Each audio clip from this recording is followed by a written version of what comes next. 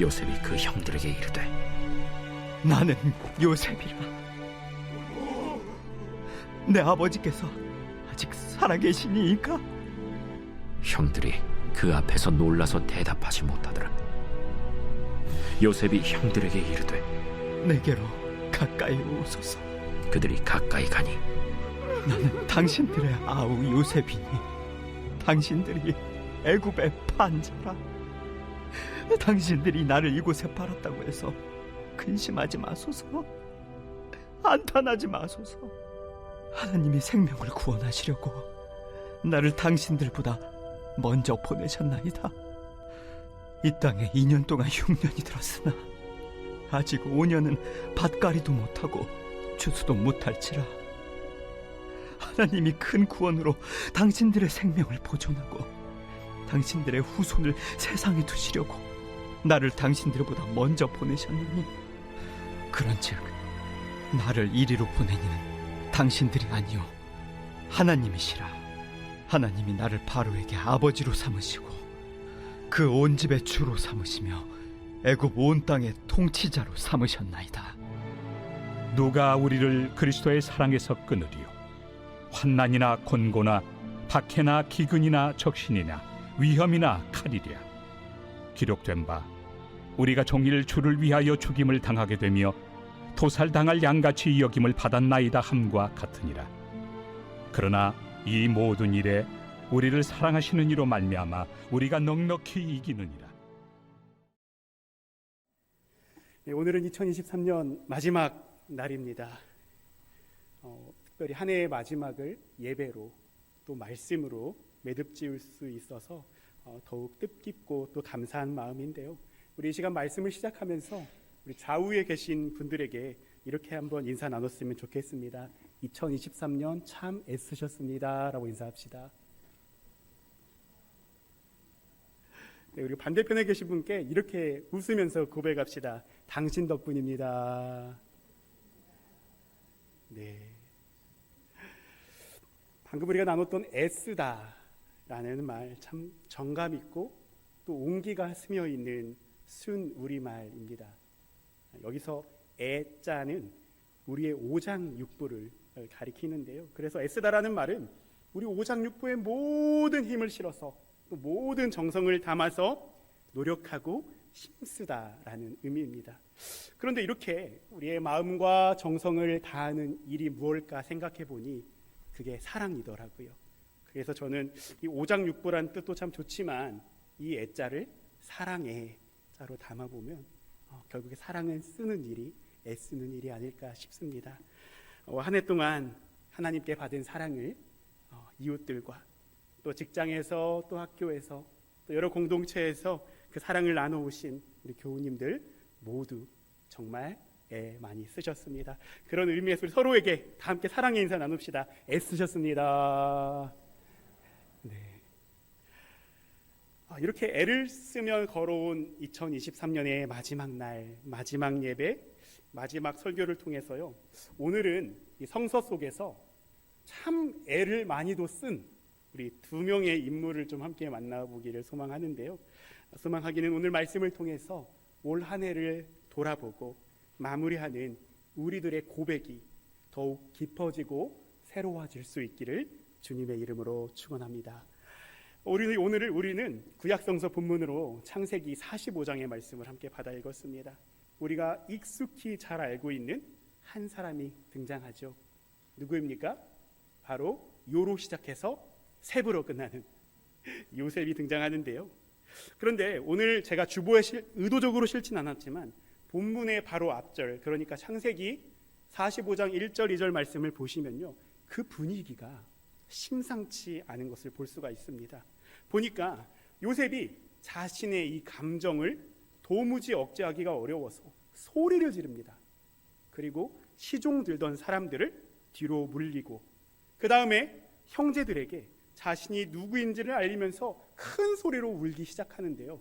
아니 글쎄 그 소리가 애굽 사람들뿐만 아니라 바로가 살고 있는 궁전까지도 그 소리가 들렸다고 하니 분위기가 보통 분위기가 아니죠.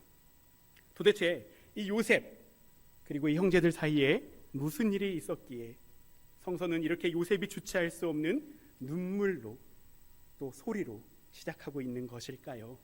여러분, 우리가 잘 알고 있는 대로 요셉은 야곱의 늦둥이 아들입니다.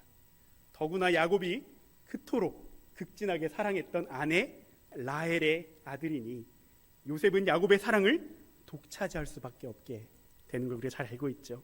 우리가 여러분 넷플릭스 드라마나 영화를 보십시오. 이렇게 편애와 독식이 있는 곳에 어김없이 찾아오는 두 명의 손님이 있다고 해요.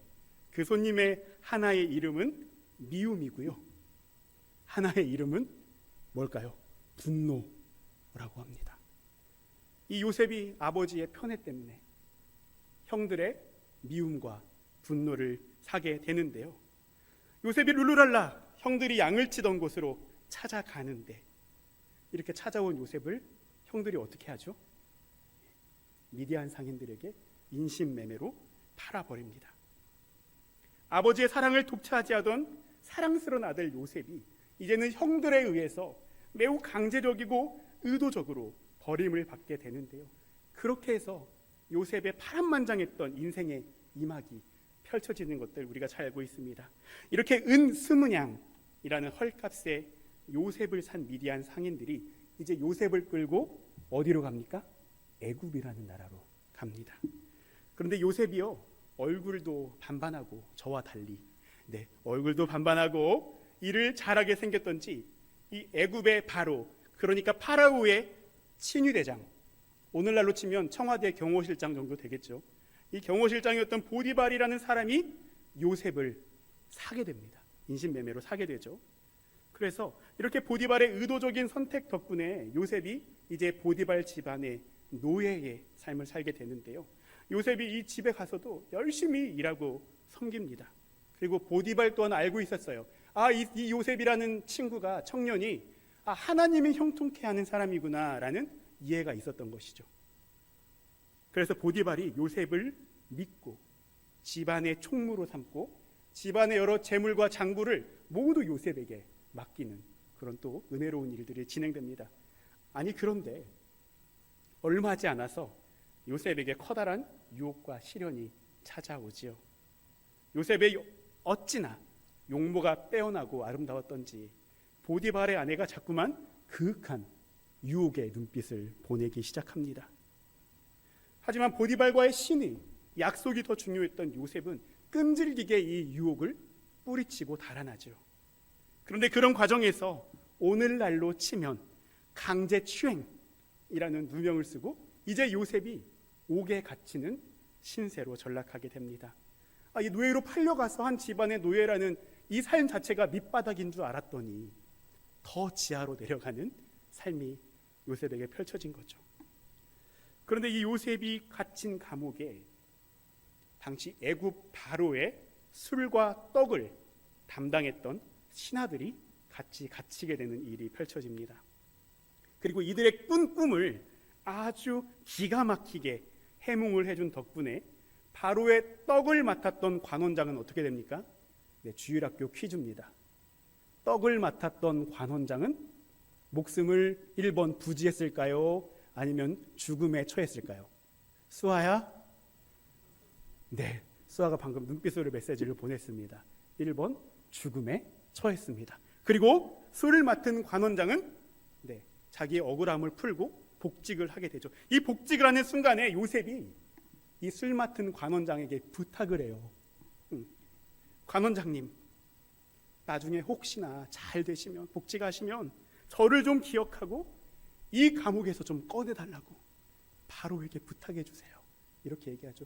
그 부탁이 여러분 얼마나 간절했겠어요. 억울하게 이 감옥에 들어왔는데. 그런데 성서는 이 술 맡은 관원장이 요셉을 기억했을까요? 기억하지 못했을까요? 기억하지 못했다라는 안타까운 증언을 하고 있습니다. 그렇게 관원장이 복직이 되고 또다시 2년이라는 시간이 흘러갑니다. 여러분, 말이 2년이죠. 요셉에게 이 시간이 얼마나 길고 또 얼마나 감히 희망을 이해하기 어려운 시간이었을까요?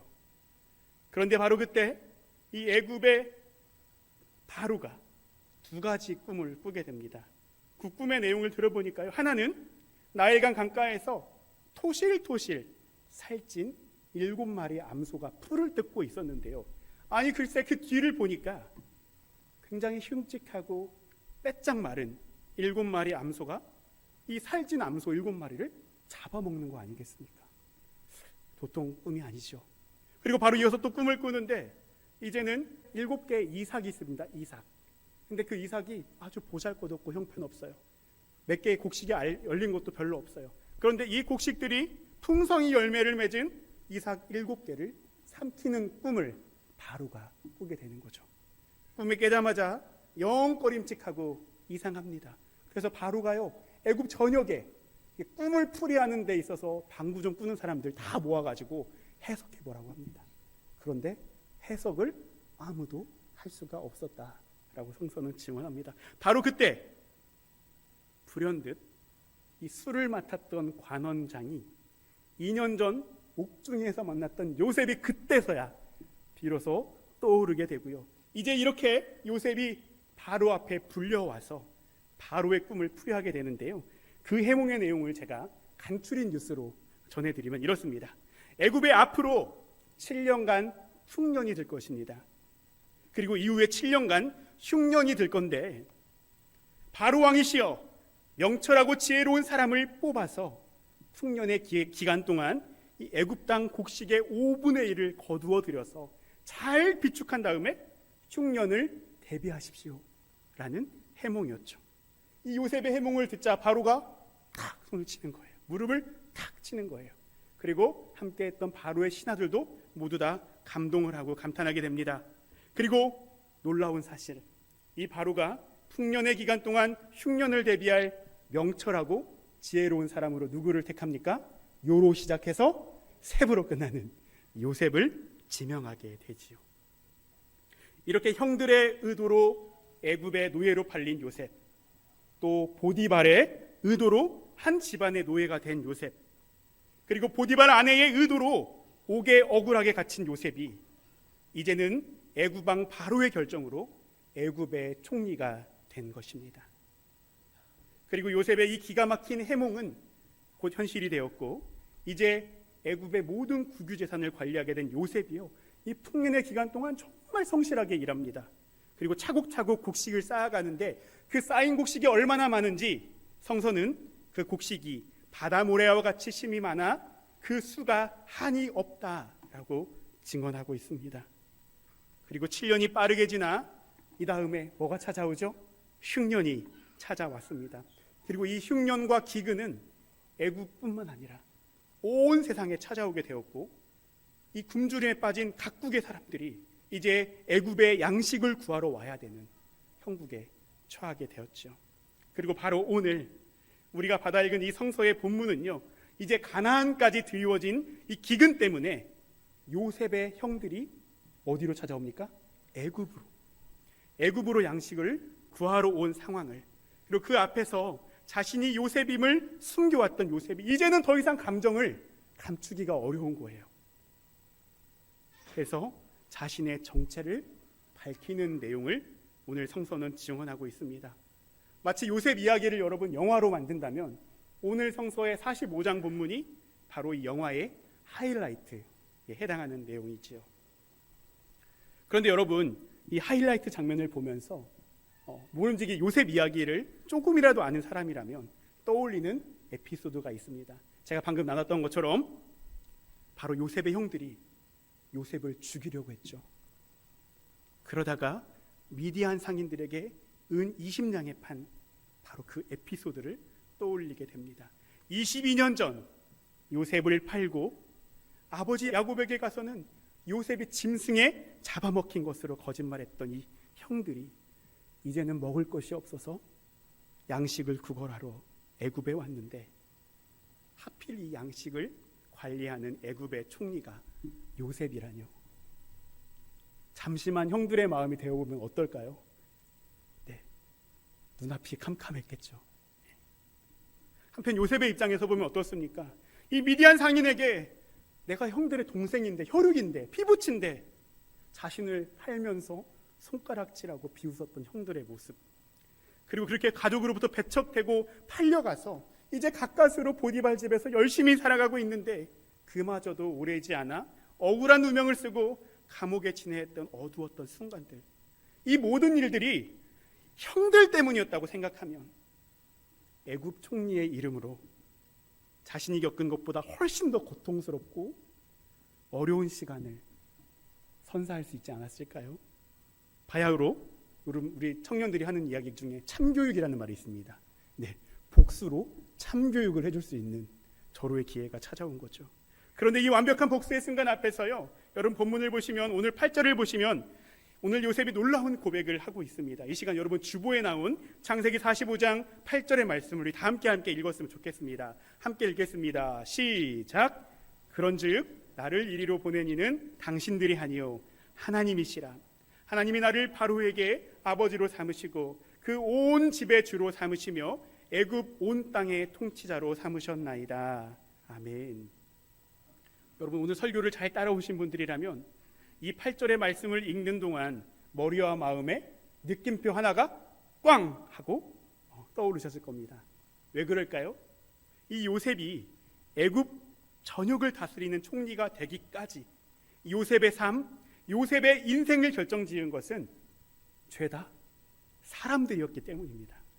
자신을 인신매매로 팔아버린 형들, 그런 요셉을 구매한 보디발, 요셉을 감옥에 갇히게 누명을 씌웠던 보디발의 아내, 감옥에서 만난 술 맡은 관원장, 그리고 꿈 해몽 때문에 요셉을 불러내고는 그를 애굽의 총리로 삼았던 바로, 하나같이 모두 다 사람들 아닙니까? 그런데 요셉은요, 그게 아니다 라고 합니다. 나를 이곳으로, 여기까지 보낸 것은 형들이 아니라고 분명하게 말하고 있지요. 그렇다면 과연 무엇이 요셉을 이곳까지, 여기까지 이끌었을까요? 자신의 노력과 애씀, 특별히 이 지혜와 꿈에 대한 남다른 분별력과 해석 능력 때문이었을까요? 그렇지 않죠. 요셉은 오늘 말씀을 통해서 자신의 길을, 자신의 운명을 이미 준비하고 그 길을 완전하고 분명하게 이끄신 한 분이 있다라고 우리 가운데 이야기하고 있습니다. 그분이 누구입니까? 바로 하나님이라고 하는 것입니다. 형들이 비록 어떤 의도와 어떤 미움과 분노로 나를 미디안 사람들에게 팔았을지 모르지만 그마저도 하나님의 계획, 하나님의 은총이었다고 고백하고 있는 거죠. 그래서 이런 맥락에서 봤을 때 제가 처음 오늘 설교에 말씀드렸던 45장 1절 2절에 나온 요셉의 눈물의 의미는 무엇일까? 그것은 바로 놀라운 하나님의 계획, 하나님의 은총에 대한 감동의 눈물이지 않았을까요?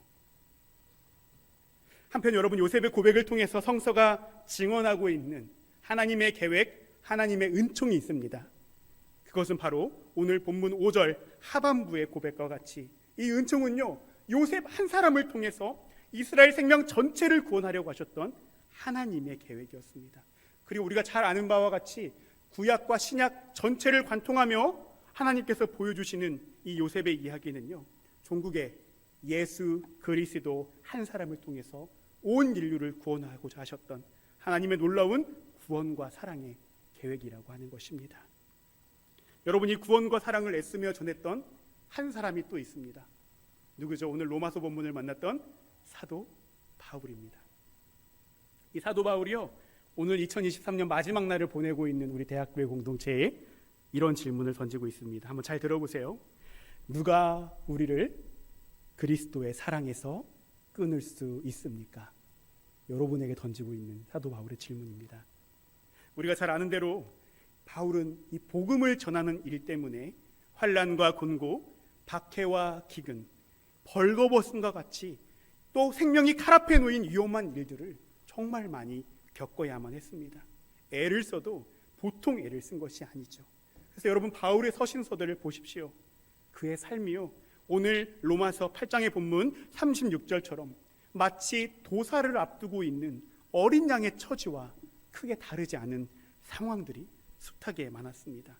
그런데 여러분, 바울이요, 이런 상황 속에서도 이 모든 일에 우리를 사랑하시는 예수 그리스도로 말미암아 우리가 넉넉히 이긴다라는 고백을 하고 있습니다. 어떻게 이렇게 놀라운 고백을 할 수 있을까요? 그것은 바로 그리스도 예수 안에 담긴 하나님의 사랑이 우리와 함께하기 때문입니다.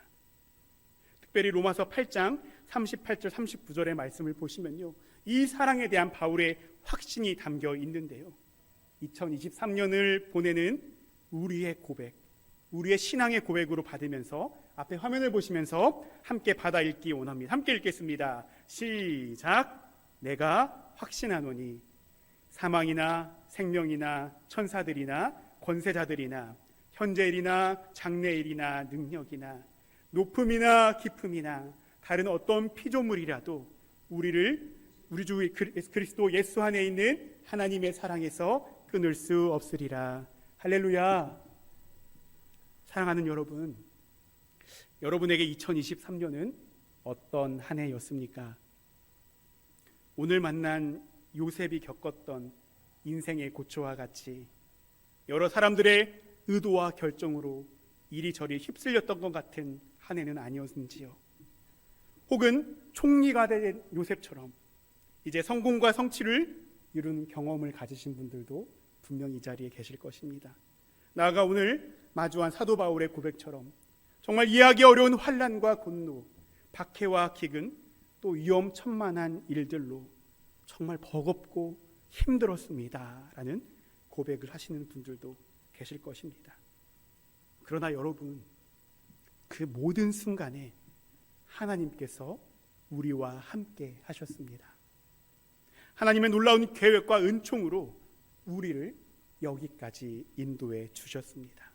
그리고 그 어떤 것으로도 끊을 수 없는 하나님의 사랑으로 우리를 지키시고 넉넉히 이기도록 하셨습니다. 소망하기는 사랑하는 우리 대학교의 공동체가 2023년 한 해를 마무리하고 정리하면서요, 우리를 이끄신 그 하나님의 계획과 은총을 돌아보고 감사하는 공동체가 되길 축원합니다. 또한 나를 인도한 것은 나의 노력이나 애씀, 어떤 사람들의 의도가 아니라 하나님이었다는 요셉의 고백, 또한 끊을 수 없는 사랑으로 우리를 넉넉히 이기게 하신다는 사도 바울의 고백이 우리 모두의 고백이 되기를 예수 그리스도 이름으로 축원합니다. 우리 시간 그런 믿음의 고백으로 또 말씀을 정리하시면서요, 함께 찬양했으면 좋겠습니다. 아까 우리 준비 찬양을 하면서 함께 나눴던 주의 은혜라라는 찬양인데요, 이 찬양하시면서 하나님의 계획과 은총 안에서 우리를 선하게 이끄신 그 주님의 사랑과 은혜를 좀 정리하고 기억하는 시간이 되면 좋겠습니다. 함께 찬양합니다. 고백하실까요? 내 평생 살아온 길, 내 평생 살아온 길 뒤돌아보니 짧은 내 인생길 오직 주의 은, 내 평생 살아온 길 뒤돌아보니 짧은 내 인생길 오직 주의 은혜라, 주의 은혜라, 주의 은혜라, 내 평생 살아온 길 주의 은혜라, 주의 은혜라, 다함이 없는 사랑. 달려갈 길 모두 마치는 주 얼굴 볼 때 나는 공로 전혀 없도다 오직 주의 은혜라. 지금까지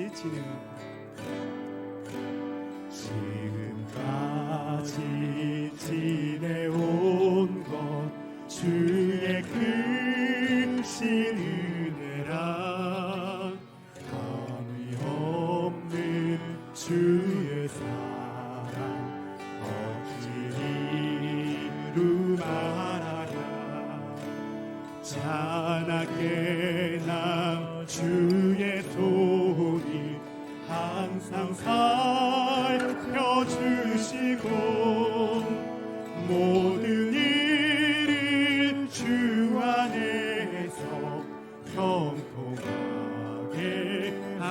주의 은혜라 고백합니다.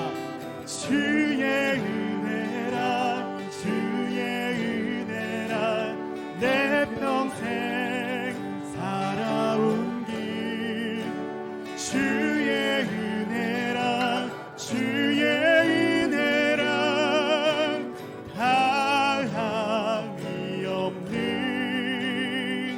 사랑 주의 은혜라 주의 은혜라 내 평생 살아온 길 주의 은혜라 주의 은혜라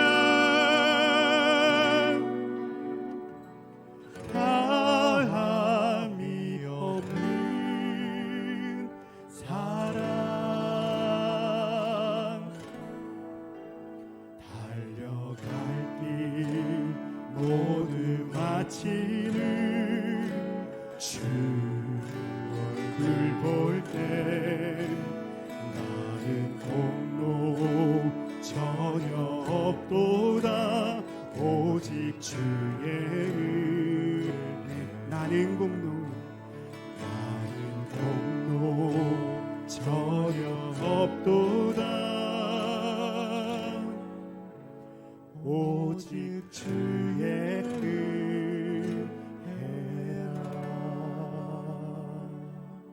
지금 함께 기도하겠습니다. 우리와 함께 하시는 주님, 2023년을 우리와 동행해 주셔서 감사합니다. 우리가 한 것이라고 우리의 애씀 때문이라고 생각했는데 돌이켜보니 모든 것이 주님의 은혜, 주님의 계획이었음을 고백합니다. 우리 대학교회가 주님의 인도하심을 인정하며 그 무엇으로도 끊을 수 없는 주님의 사랑에 감사 찬미하는 복된 공동체 되도록 하나님 인도하여 주시옵소서. 감사드리며 우리와 함께 하시는 임마누엘 예수 그리스도 이름으로 기도드립니다. 아멘.